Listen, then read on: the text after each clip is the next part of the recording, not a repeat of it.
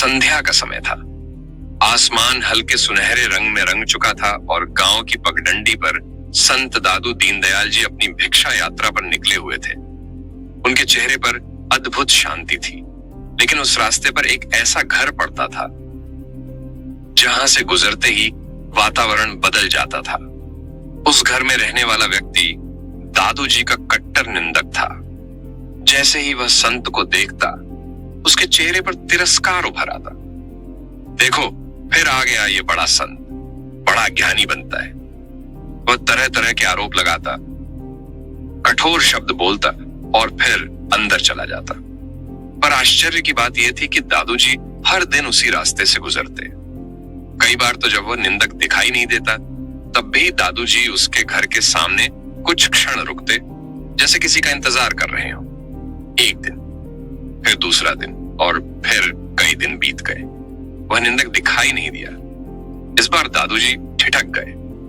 उनके चेहरे पर चिंता की रेखाएं उभर आई। उन्होंने आसपास के लोगों से पूछा, भाई, वह व्यक्ति कई दिनों से दिख नहीं रहा, सब कुशल तो है? एक बूढ़े ग्रामीण ने भारी आवाज में कहा, महाराज, उसका देहांत हो गया। यह सुनते ही जैसे समय ठहर गया। दादू जी के हाथ कांपने लगे, आंखों में आंसू भर आए और फिर अचानक वे जोर जोर से रोने लगे। शिष्य यह दृश्य देखकर स्तब्ध रह गए। एक शिष्य ने साहस करके पूछा, गुरुदेव, आप क्यों रो रहे हैं?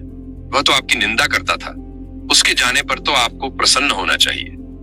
दादू जी ने आंसुओं से भीगी आंखों से शिष्य की ओर देखा और धीमे स्वर में बोले, तुम नहीं समझे, वह मेरा सबसे बड़ा हितैषी था। शिष्य आश्चर्यचकित रह गया। दादू जी बोले, वह जब जब मेरी निंदा करता था, तब तब मुझे यह याद दिलाता था कि मैं कोई महान संत नहीं हूं। वह मेरे अंदर अहंकार को पनपने नहीं देता था। उसके शब्द मेरे मन का मैल धोते थे। कुछ क्षण रुककर उन्होंने गहरी सांस ली। अब उसके जाने के बाद मुझे सच बताने वाला कौन रहेगा? मेरे दोष दिखाने वाला कौन होगा? पूरा वातावरण मौन हो गया। शिष्य की आंखें भी नम हो गई। उसे आज समझ आया कि सच्चा संत वही होता है जो निंदा में भी उपकार देख सके।